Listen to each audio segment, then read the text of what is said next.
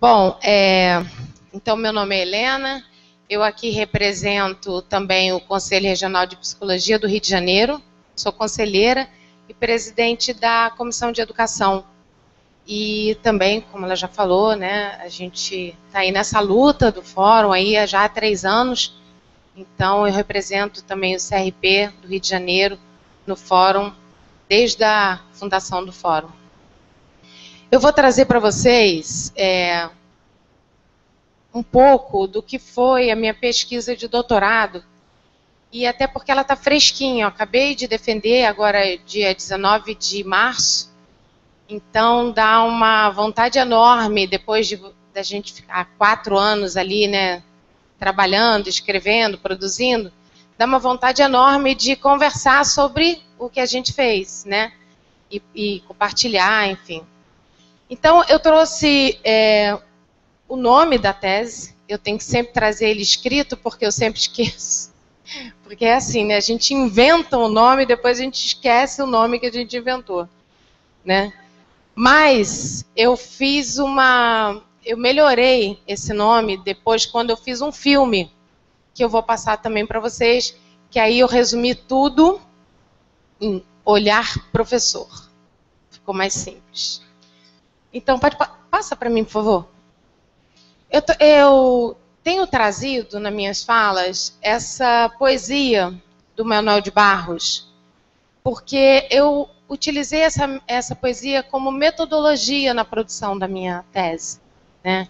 E é muito importante quando a gente articula o trabalho acadêmico com outras linguagens, como, por exemplo, o filme, com a poesia. Eu acho que a gente tem que fazer essas misturas, produzir mais isso, né? E eu acho que aqui na Bahia, né, esse seminário, eu acho que a gente tem feito isso, né? Que eu acho que é muito importante esse movimento, essa mistura. Então, essa poesia, ela me guiou durante todo o processo.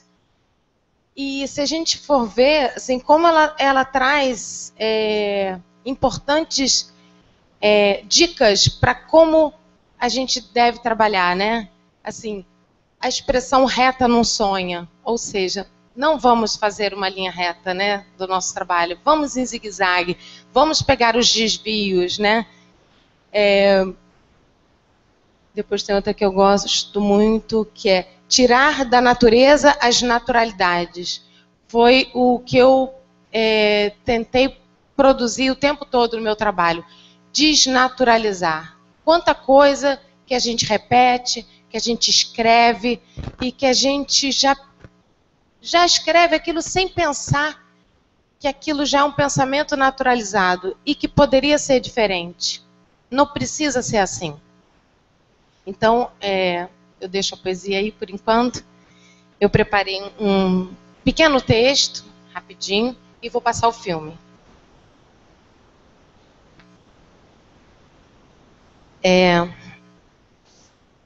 O título da mesa, a educação não precisa ser medicalizada, é uma afirmação. De que projeto de educação estamos falando? Minha desconfiança é de que a força medicalização tornou-se uma palavra de ordem que promete assegurar a produção de almas capacitadas para o capitalismo de mercado. A força medicalização age na produção de um determinado olhar professor, atendendo às expectativas de uma certa racionalidade e produzindo um certo tipo de subjetividade, um modo de viver, ensinar e aprender. Explicando melhor. O Brasil dos anos 90 foi marcado por grandes transformações. Às portas do século XXI, com a globalização e a financiarização da economia, operando em todos os cantos do mundo, emerge um novo ideal de liberdade econômica das grandes organizações e dos grandes conglomerados e corporações internacionais. Deleuze, que é um autor que eu utilizo muito e utilizei muito na minha tese, em um pequeno texto escrito nesse período, faz algumas breves, mas importantes indicações acerca da imbricação da emergente sociedade de controle com a sociedade disciplinar para que se dê a realização contemporânea do capitalismo.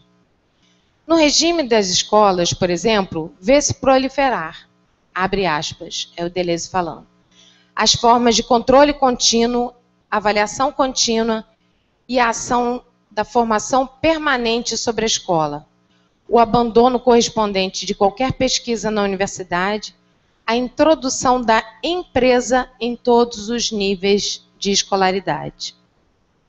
No novo capitalismo, há um deslocamento do que é demandado para a escola. Até então, a escola ocupava lugar central na produção de uma mão de obra capacitada para o trabalho urbano-industrial. Em tempos neoliberais, a ênfase não está mais na fábrica, na produção e no trabalho braçal. O principal valor torna-se a invenção dos cérebros. Com a substituição da fábrica pela empresa, a tendência é que os corpos adestrados cedam espaço para o desenvolvimento das almas capacitadas. As almas capacitadas são subjetividades equipadas com as qualidades voláteis mais cotadas no mercado de trabalho contemporâneo, tais como a criatividade, a inteligência e as habilidades comunicativas. A terminologia que passa a circular é a que prioriza aspectos como excelência, inovação, melhoria, modernização, obter mais com menos, alfabetização tecnológica, revolução da informação e nas telecomunicações, marketing e gerência internacional, treinamento de habilidades e desempenho. Passa-se a identificar vilões e engendrar soluções para os descompassos da educação. Mas se o discurso da crise da educação não é novo, a novidade é, sem dúvida, o modo como se tem conduzido as discussões em torno da suposta crise e o uso político-econômico que se faz dela.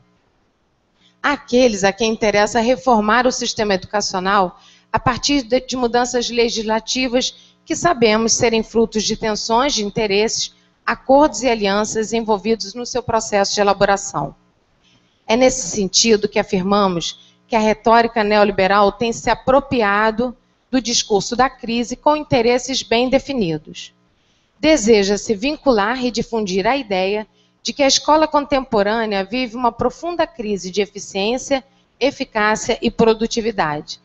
E é interessante como a gente não conversou antes de preparar a nossa fala, e no avião a gente viu, eu vi com o Rui que a gente estava tangenciando em alguns aspectos, né, as mesmas questões.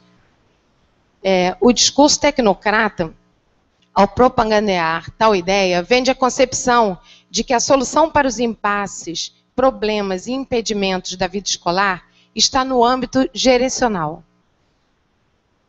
Vende-se soluções, cartilhas, kits e capacitações. A política educacional que passou a dominar pretendeu voltar-se para a preparação de mão de obra de acordo com as novas exigências do mercado de trabalho, vinculando ensino público e mercadoria. Gestores em diversos níveis de atuação querem nos fazer acreditar que para construirmos uma escola que atenda às necessidades do nosso tempo, deveremos direcionar nossos esforços e investimentos para o gerenciamento. A pedagogia de qualidade total que está sendo desenvolvida no sistema escolar pode ser comparada ao funcionamento de empresas de alimentação fast food, por exemplo. As políticas de formação de professores passam a se desenvolver como pacotes de treinamento e confundem-se com as técnicas de um preparador de hambúrguer, cuja receita pode ser facilmente memorizada, como o jingle do McDonald's, que não para de repetir: 2 hambúrgueres, alface, queijo, molho especial, cebola, picles e um pão com gergelim.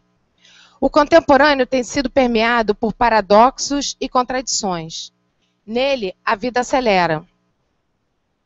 O nosso corpo se textualiza, as pichações e grafites tomam as ruas, as cidades, nos fazendo experimentar novas composições. No contemporâneo, o que interessa é a produção de subjetividades consumidoras de novidades, sempre expostas nas prateleiras. Fabricamos químicas para fazer viver e a troca e a troca instantânea de informações passa a produzir uma aceleração em um nível jamais experimentado pelo homem.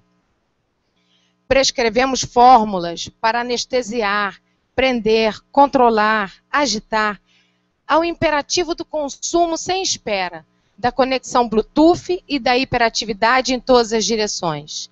Passamos a deslizar no mundo do instantâneo, das próteses, do virtual, do silício, do consumo, da compulsão. Vende-se a promessa de que se pode encontrar um caminho curto para o diagnóstico e tratamento de todos os impasses da vida. No contemporâneo, diferentes passam a ocupar nossas salas de aula, nossos pátios de recreio, nossos consultórios, nosso bairro e nossas ruas. Nesse novo cenário, perguntamos: o que insiste em querer viver na experiência docente? Com o filme Olhar Professor, pretendemos agir na problematização e na desnaturalização de uma engrenagem que vem funcionando como lupa no olho dos professores. Uma engrenagem que investe na construção do par normal-anormal e sua respectiva lente, legitimando com isso um tipo de olhar. Né? A Ilane trouxe essa questão do olhar hoje aqui, né? O olhar medicalizante. Um olhar que vem ao longo do tempo diagnosticando alunos a partir de um inventário de sinais e sintomas oriundos da racionalidade biomédica. Soma-se ao processo de medicalização o da psicologização do espaço escolar, com a instituição e a naturalização de verdades em uma equação sem variáveis, cuja resultante é sempre prescritiva em relação aos modos de estar na escola, ensinar e aprender. Encontramos nos professores que conversamos, e aí eu estou falando dos professores que eu vou mostrar aqui no filme, forças que insistem e resistem na tentativa de dar algum sentido ao que ainda se faz dia a dia, mês a mês, ano a ano na escola. Encontramos nas suas falas sobre o cotidiano escolar discursos que escapam das capturas e da codificação dominante. Encontramos professores experimentando o fascínio e o terror na sua experiência docente. Caminhamos na montagem desse filme interessados em pensar os processos que fazem com que certas verdades dominem, criando um crivo no olhar professor. Como foi que certos enunciados passaram a fazer parte do vocabulário dos professores? Ao interrogarmos a produção das lentes, teorias e discursos que atravessam a formação do professor, a psicologia fabricada para uso no campo educacional e seus respectivos enunciados, reconhecidos como cientificamente verdadeiros, têm contribuído efetivamente para a construção de uma gramática onde o que se fala e o que se vê são efeitos desse regime de verdade. Regime de verdade, então, é um conceito que o Foucault trouxe para a gente, né, que é uma construção, né, onde esses enunciados passam a ter esse valor de verdade. Né? Como que se dá essa construção?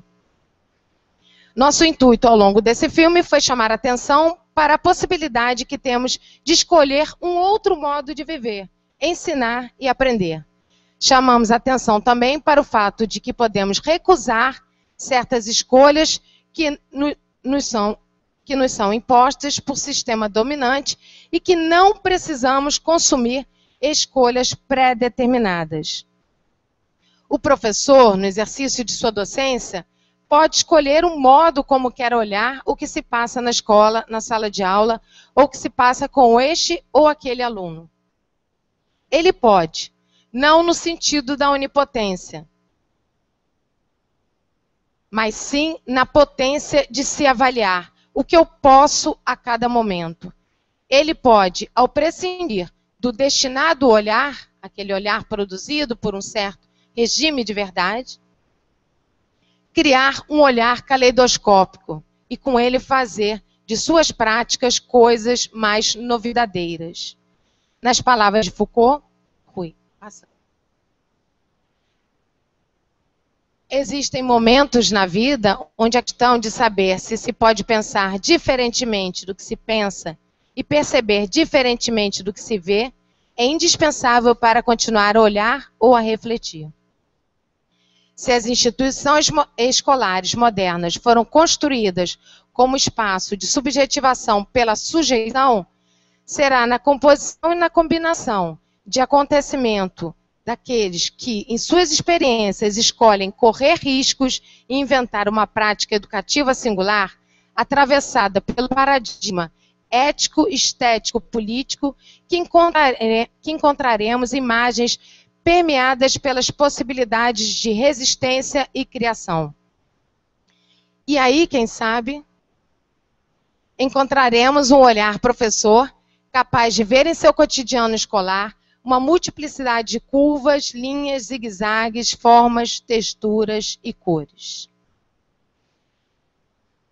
Então, é mais ou menos isso que eu queria trazer, né, essa introdução, que agora vocês vão ver a fala dos professores no filme que eu produzi a partir da entrevista de campo que eu fiz para a tese. Tá? Então, com vocês agora, o olhar professor.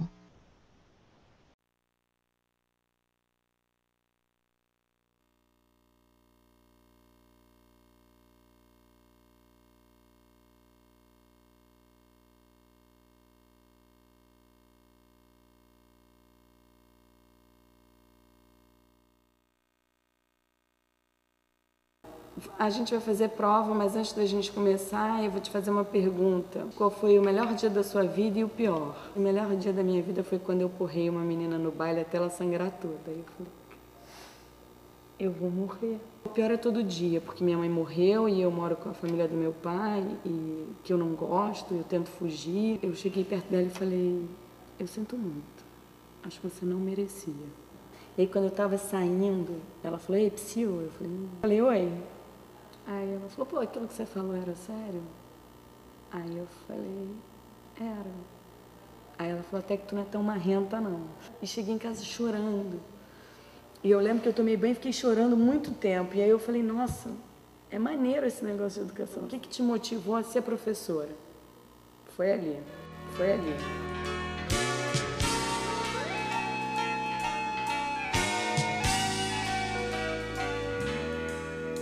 Aprendi que se depende sempre de tanta, muita, diferente gente. Toda pessoa sempre as marcas das lições diárias de outras tantas pessoas. E é tão bonito quando a gente entende que a gente é tanta gente onde quer que a gente vá. É tão bonito quando a gente sente que nunca está sozinho, por mais que pense estar. É tão bonito quando a gente pisa firme nessas linhas que estão nas palmas de nossas mãos. Para mim, esse ano é um novo desafio, é um novo começo, é um novo aprender como trabalhar com essas crianças para que elas realmente estejam incluídas, de fato, dentro da escola. Esse aluno que eu tenho esse ano, que ele é diagnosticado como bipolar, que toma remédio, eu estou tentando falar com a mãe dele, mas a mãe dele ainda não foi até a escola. Eu sei que é ele quem controla o próprio remédio, ele tem 12 anos, e é ele quem toma o remédio sozinho. Então dizem que às vezes ele toma de mais, toma de menos, ou não toma, né? Então assim, e aí o que eu faço? Tem agora na escola, tem uma psicóloga lá, eu ainda não vi como é que é o trabalho dela. Ela é psicóloga, mas não existe esse cargo na Secretaria da Educação. Então, ela está lá fazendo um trabalho que eu não sei qual é o nome, mas que esbarra na psicologia. Porque o PROENAP agora, ele atua como psicólogo, uma assistente social e uma professora. E aí o PROENAP entrou para fazer um resgate da imagem dessa criança. E conversando com a equipe, chegaram a uma ideia de que o pai dele era pescador. Ele entende pra caramba do mar e das coisas do mar. E aí fizeram um passeio com as crianças da turma dele no barco do pai dele. Tiraram várias fotos e tal, e depois foram para a sala e mostraram isso. Puderam ver o monstro para além do monstro, que ele também é uma pessoa que, olha, ele tem pai, tem família, dirige super bem, entende tudo de sardinha, lula, Camarão fala sobre isso com maior propriedade. O aluno faz o acompanhamento psicológico, tem déficit de aprendizagem, tá passando por, faz um acompanhamento, tem alunos com acompanhamento de psiquiatria, toma um remédio tarja preta, e aí os pais informam, porque muitas vezes a gente percebe que o aluno tem algum probleminha e que a gente não pode diagnosticar e nem temos condições disso. Transtorno de déficit de atenção, todos têm. A professora falou, o aluno João Paulo, ele está demais, ele está muito atentado, ele não para de bater os lápis. Professora, o João Paulo, ele está aprendendo a tocar bateria. Para ele deve estar sendo um máximo tocar bateria.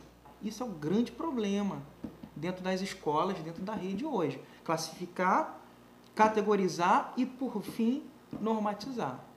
E eu acho que com o bullying está acontecendo isso. Há uns anos atrás não tinha essa questão do bullying, a gente via que era uma brincadeira mesmo, né? Ficava encarnando no aluno, chamando de CDF, e às vezes o aluno não gostava, mas a própria escola resolvia isso. Com essa divulgação da mídia, a questão do bullying, dá a impressão hoje que a coisa se agravou porque até tomou proporções maiores. Às vezes uma brincadeira que você percebe que é uma brincadeira, o aluno diz que está sofrendo bullying. A palavra entrou em moda, se desgastou, e quando é sério mesmo, a gente acaba não vendo. Esse menino que é homossexual, esse sofre bullying. E não só das crianças, porque ele mostra muita coisa que a gente não quer ver, ele escancara. Ano passado, esse menino que era tão problemático na escola, um dia eu passei a mão na cabeça dele e ele saiu gritando, ela me ama, ela me fez um cafuné. Eu falei, caramba, quanta coisa aí dentro. E aí um dia eu falei para ele, olha, tranca essa porta da sala, por favor. E aí ele saiu gritando de novo, a professora me ama, ela confia em mim, ela acredita em mim, ela me deu a chave da sala. Então, o que funciona com ele? Não funciona só dar bronca, funciona também fazer com que ele se sinta parte do processo. Eu só vou me sentir confortável em debater bullying na escola, primeiro quando eu tiver formação e depois quando eu tiver psicólogo batendo martelo bem batido sobre o assunto.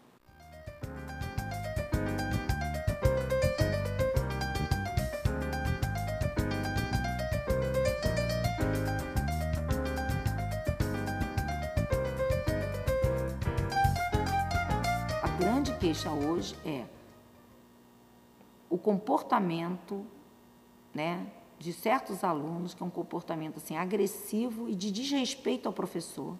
Eu cheguei muito amiga, muito de brincar, muito de conversar, e quando eu vejo, a sala está um pandemônio. Tive que ir aprendendo aos poucos essa questão, e mesmo assim, hoje em dia, ainda a questão de disciplina, eu ainda sou um pouco mole. Eu acho que nós, professores, temos que ceder, né, para algum tipo de nível de organização mínima que venha do aluno, que para ele é algum tipo de organização. Para nós, professores, entra como indisciplina. Eu não acho que o aluno precisa ser disciplinado na questão de ficar comportadinho, quietinho para aprender. Eu acho que ele pode ser agitado, e mesmo assim ele pode aprender. Mas eu acho que tem alunos que têm dificuldade de aprender numa sala em que não reina a bagunça. A escola, ela tem uma pretensão de ensinar conceitos. É diferente você nortear um tema de você nortear um conceito. Nortear o conceito, você vai falar, a nuvem é, 2 pontos, é isso. Né? Para o professor conseguir passar isso e ter atenção para isso, ele precisa ter uma turma disciplinada. Mas se ele começa a gerar um tema norteador em função do objeto nuvem, eu imagino que ele vai conseguir, de qualquer forma, com alunos sentados, com alunos em pé. É engraçado que eu não guardo esses alunos com a questão da indisciplina. Para mim, o que eu guardo é o que conseguiu aprender. E você faz a pergunta, ele volta para você, ele retorna, isso te dá uma alegria, que funcionou, o que você está fazendo teve efeito. Para mim é fundamental conhecer os alunos, conhecer a história dos alunos. Por isso eu gosto de conversar com a família, eu gosto de perguntar as coisas, converso com a criança, eu preciso conhecer. Porque às vezes eu começo a tratar de um jeito, aí eu começo a conhecer a história daquela criança, falo, nossa, esse caminho não vai dar não. Esse aí eu vou ter que pegar por um outro jeito. No meu primeiro dia de aula, eu passo um questionário onde o aluno me diz quem ele é, se ele mora com a mãe, se mora com o pai, se tem bichinho de estimação, porque eu gosto de fazer consciências, eu falo, então o cachorro do fulano, o peixinho de ciclano, que desenho animado ele gosta, porque aí eu ponho na prova uma foto do desenho que ele gosta. Eu vejo muito desenho animado, eu leio muita história em quadrinhos, então eu posso trocar ideia com eles. É esse olhar mesmo do que chega para esse aluno, o que funciona com esse. É um olhar que é individualizado, mas ao mesmo tempo ele é do grupo. Aquela velha frase, não tem receita pronta? Não tem. Nós podemos fazer uso de muita coisa que não está só ali dentro da escola, né? A internet permite que a gente saia. Outro dia mesmo, meus alunos a gente estava se falando sobre o 11 de setembro, e catei um site e coloquei para eles verem e eles ficaram abismados. Então eu acho que a gente pode sair. Mesmo estando ali dentro, a gente pode sair. O que você quer aprender? O que vocês gostariam de aprender? Eu quero aprender como é que se fazem as bombas e como nasceu a primeira pessoa do mundo. Ele começou a rir. Você sabe responder? Eu falei, não, mas a gente pode fazer uma pesquisa. Eu deixo bem claro para eles que é assim, é difícil e eu não dou conta de tudo. E que assim, estudar nem sempre é prazeroso, mas saber é muito legal. Depois que você conhece, aquilo te dá poder. Talvez seja aí o fascínio pela sala de aula e essa questão do processo ensino-aprendizagem. Por mais desanimados que eu tenha conhecido alguns, eu não vejo tantos professores tão desanimados assim. É uma coisa muito ruim que eu vi quando eu cheguei na profissão. Eu ser desestimulado por pessoas antigas, o que em outras profissões eu nunca vi. E você é novo, você está trazendo propostas novas, então já vou dizer que não vai dar certo. Agora, por exemplo, lá na escola chegaram 3 professores novos de matemática, novos de idade, novos na profissão, e eles se assustam muito com a realidade. Alguns pedem exoneração logo, outros, a gente até, os mais antigos, né, ficam dando força, não desiste, depois você vai ver que não são todas as turmas assim, porque eles se assustam muito com a realidade, que é a questão do comportamento e desinteresse do aluno. A minha geração de 90 foi muito bombardeado pelos próprios docentes da escola pública, né, e pelo próprio mercado. O professor ganha pouco, o professor se estressa demais. Nossa, eu tenho 3 anos de município, não tem uma única semana que eu não pense se eu vou dar conta disso mais um ano, se eu vou me sujeitar a isso mais um ano.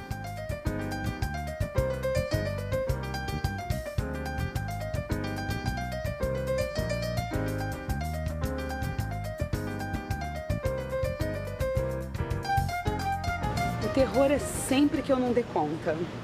Quando há alguma coisa que extrapola o pedagógico e aí eu não consigo dar conta daquela criança. É engraçado que esse negócio de professor, em todos os lugares onde você vai, começa a trabalhar, em todas as profissões, você tem alguém que vai te treinar. Na escola, não. O professor diz, a sua turma são essas, você começa hoje à tarde. Jogam você na água. Se você nadar, você é professor. Durante esses 25 anos, essa trajetória de sala de aula, o alunado, a nível de comportamento e de interesse, piorou muito. Muito difícil o aluno que te apresenta assim um desejo, um sonho que ele tem para concretizar no futuro. Você pergunta, o que você quer ser? Eu sei lá, professora, nada. Do jeito que tá muito bom, não tem vontade. O professor, ele está sempre cumprindo o papel dele. O aluno é que na maioria das vezes não está, por uma série de razões que a gente até já mencionou aqui. E isso atrapalha essa relação. Esse é o ideal, sim, o ideal é esse. Mas, enquanto a gente não tem este ideal dentro da escola, o que a gente pode fazer? O que a gente tem? Porque essas crianças que estão aí, elas precisam também. O tempo da escola é muito urgente, é tudo muito urgente, é tudo para ontem. Porque o aluno não quer estudar, quem tem que fazer relatório? Você. O aluno não atingiu os objetivos propostos, mas o professor tem que fazer o relatório. Mas ele não atingiu os objetivos porque está faltando apoio da família. Nós temos, assim, vamos dizer, um grupo muito reduzido de alunos realmente que deveriam estar cursando o 9º ano. Mas como todo o sistema facilita a aprovação, né, eles são automaticamente aprovados sem ter o conhecimento mínimo exigido. Se você tem um aluno com I, que é insuficiente, eu tinha 2, vem um papel da secretaria, e não é da CRE, é da SME, e você coloca seu nome, sua matrícula, diz o seu turno, coloca o nome da criança e coloca quais são as dificuldades dele e tudo que você tem feito para ajudá-lo, todas as ações que você desenvolveu. É uma prestação de conta. Não há uma linha direta na hora das escolhas, nem na hora das opiniões, nem na hora do planejamento, mas na hora da cobrança, aí vem para o teu nome, para você assinar e se responsabilizar. A parceria público-privada está conseguindo atingir o currículo, né? E conseguindo atingir o currículo, consegue atingir as práticas, né? E conseguindo atingir as práticas, atrapalha a autonomia. Na rede estadual, a Fundação Roberto Marinho já tem muito material, já está fazendo aceleração de aluno. E o currículo, se não tem autonomia do professor, ele vai ser ideológico por excelência. Projetos. Mais educação, acelera. Por que pode ser um professor que não é um especialista? Porque o aluno não está tendo mais estudo que ele deveria ter. Projeto é zero autonomia. Para mim, praticamente zero. A maioria dos professores não gosta. Já ouvi muitos comentários, acha que o município tem condições de de caminhar pelas próprias pernas, né? E que isso talvez seja como eu diria, uma coisa errada mesmo. A gente luta por uma merenda na escola que ela tenha um valor nutritivo e uma qualidade nutritiva boa. A gente não tem isso ainda, né? Se algum dia nós tivermos uma parceria público-privada onde a Coca-Cola venha a ser uma amiga da escola, com certeza ela vai utilizar de alguma forma de colocar Coca-Cola na merenda das crianças. O sistema educacional do México, ele foi privatizado, né? E quem conseguiu pegar esse filão, né? Porque você tem muito recurso aí, foram empresas norte-americanas. Você vê escola de banco, da Ford, da Chevrolet. Qual a ideia dessa gestão? Dessa gestão só que eu posso falar, que é que eu pertenço, né? A do César Maia eu não vivi, ele estava saindo. Então, essa gestão agora tem um marketing muito forte. Ela vende uma imagem dela muito forte, eu acho.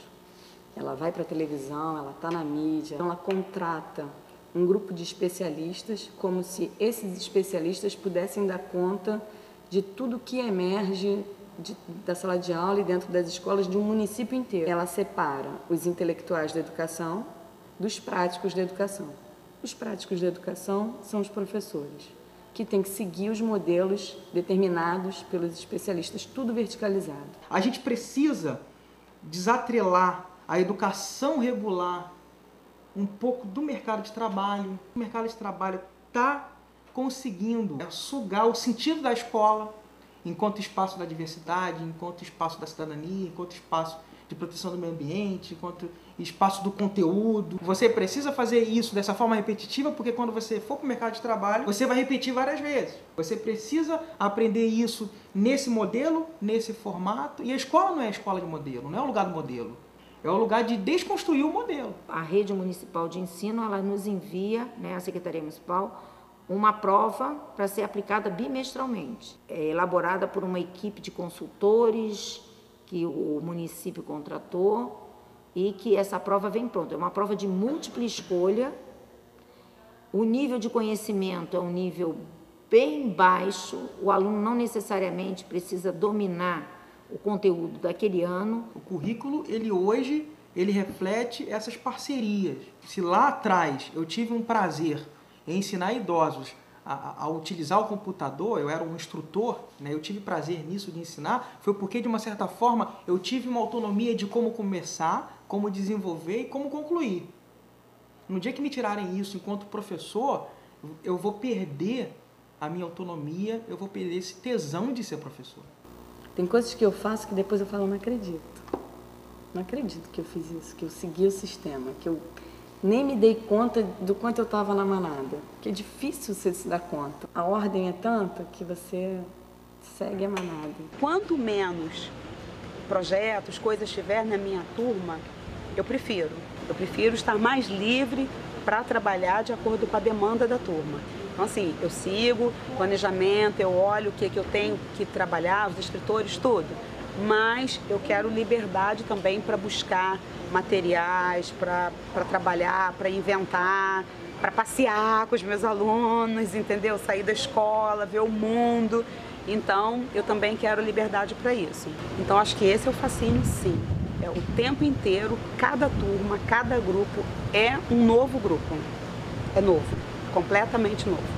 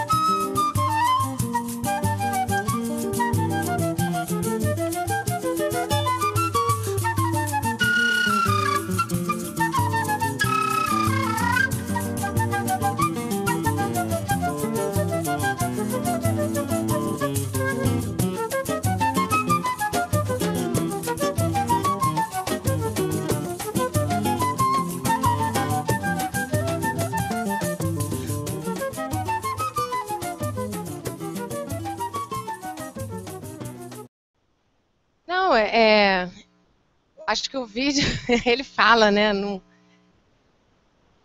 Vamos continuar aqui nosso encontro, né? Porque é interessante que, ouvindo hoje a parte toda da manhã e revendo esse vídeo, né? Porque eu montei, então eu já vi ele uma centena de vezes. Aí eu fico vendo quantas coisas aqui a gente falou e os professores também estão falando, né? E como é que a gente chega junto deles, como é que a gente conversa com eles, né?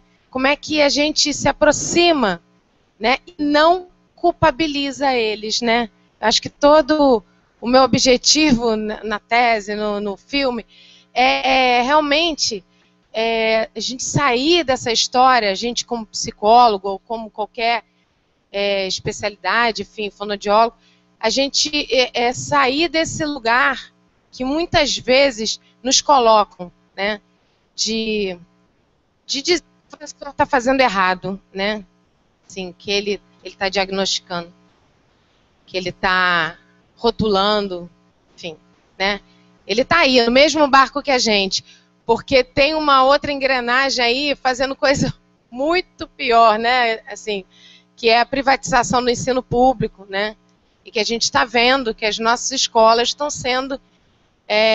entregando as nossas escolas para esses projetos. Fundação Ayrton Senna, Roberto Marinho, né, todos eles com... Tem um outro filme muito legal para vocês assistirem. Quando